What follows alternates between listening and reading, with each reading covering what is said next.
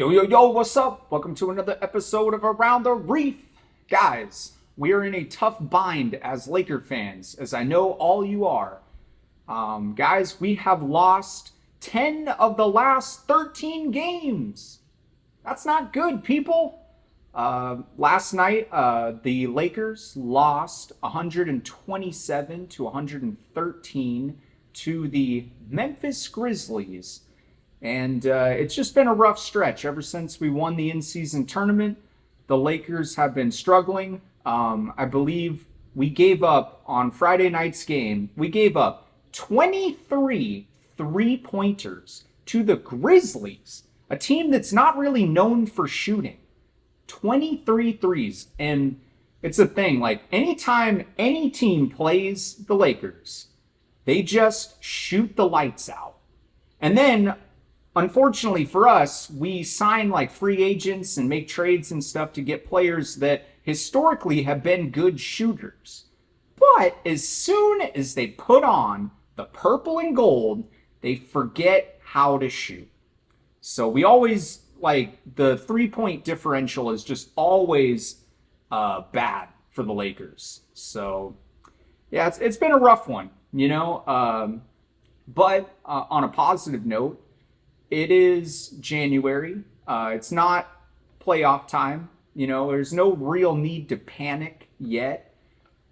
These games, you know, it's a long season. You know, the games, they do count. Obviously, you do want to win. But the most important thing is just putting yourself in a position to be in the playoffs. Or like with the play-in tournament, you just got to get close enough and give yourself a chance.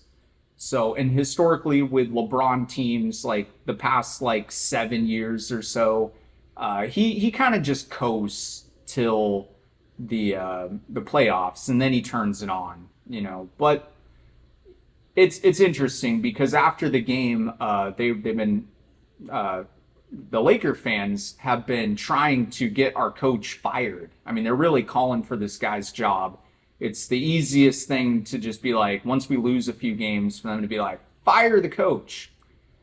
And they asked him about it, and you know, he gave a good answer. He said, you know, it's part of being the Lakers coach. If you lose a couple games, people are gonna be calling for your job, and you just gotta focus on what you can control, which is, you know, playing the best basketball that you can, which is the correct answer. You know, there's so many Twitter GMs that want to say like, oh, fire the coach. But it's like, okay, number one, why are we making a coaching change in the middle of the season? Don't you think that's going to do more harm than good? And second off, who are we going to go get? Everyone says like Doc Rivers. Doc Rivers, number one, has like often like underperformed, okay? He had one championship with the Celtics, but other than that, nothing, okay? So, and also Doc Rivers is a TV analyst right now. I'm pretty sure he has a contract. He can't just like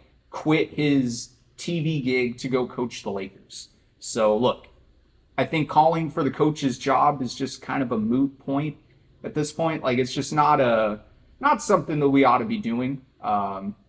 Which brings me to something I wanted to talk about, which is Laker fans in general. You know, in a lot of ways, we are the best fans in all of sports, but in a lot of ways, we're also the worst fans of all time. There's a reason everybody hates us, and it's just like, you know, you lose a few games and everybody just starts freaking out. And I would just say, like, as a fan base, like, I would rather us be like super interested versus disinterested. So like, the fact that we freak out means we care. It would be scarier, it'd be a worse thing if like we lost a bunch of games and no one gave a shit. So on that note, it's good that we care. But guys, you know, it's a long season. Now, what should we do? I do think there's things that can be done, or at least it's worth discussing. Whether there's a trade to be made, or like I said, fire the coach. You know, I don't agree with firing the coach, so it's like, all right, what can we do with the personnel of the squad at this point in the season? You know, I think I kind of like our squad. You know, I think D'Lo, I think he's been hurt.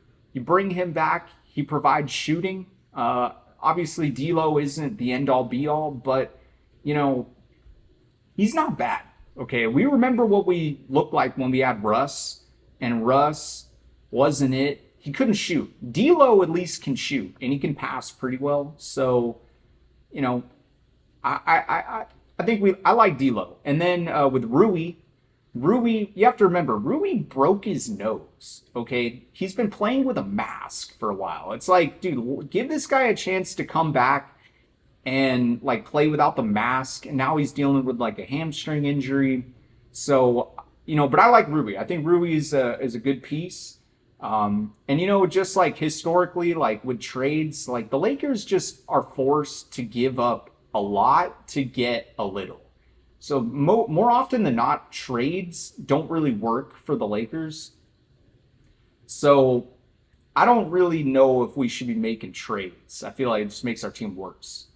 So, you know, guys, I like the passion from Laker Nation, but at the same time, it's like, you know, don't call for the coach's job. I think that's not, you know, what is unfortunate with our coaching situation is that, like, a lot of coaches, they have experience. They bring a lot of experience to the table. Unfortunately, with our coach, this was his first head coaching job, was this Laker gig. He'd been an assistant coach. He'd been a player, obviously, but this is his first time as a head coach. So do his starting lineups and rotations suck? Yes. Does his late game play calling and execution suck? Yes. But in my opinion, the most important thing that it comes down to, like, if a coach is good or not, is do the players like playing for this coach? Does he motivate the players, and do they like him? I think that's the most important thing. And it's an interesting note that we used to have Frank Vogel as our coach. Frank Vogel, and I like Frank Vogel, but look, I think it's a little antiquated that, like, in the days of like Red Auerbach, so he had like Bill Russell as his best player, but they have like all these big like black players, right? But then they have this little white coach, and you expect them to listen to this little white dude that probably never played basketball at a high level. And that's like with Frank Vogel, it's like, dude, who do you think the players like playing for more? Like this little white dude or the ex-pro black basketball player that looks like them? You know, it's like, guys, you know, in my opinion, it's just like they like playing for Darvin Ham a little bit more than they probably like playing for Vogel. So, you know, we're just gonna ride it out. We'll see what happens. But you know, I like our squad. Guys, I hope you enjoyed this episode of Around the Reef, and I can't wait to catch you guys another time. Peace. Under the sea, under the sea. Darling, it's better down where it's wetter. Take it from me.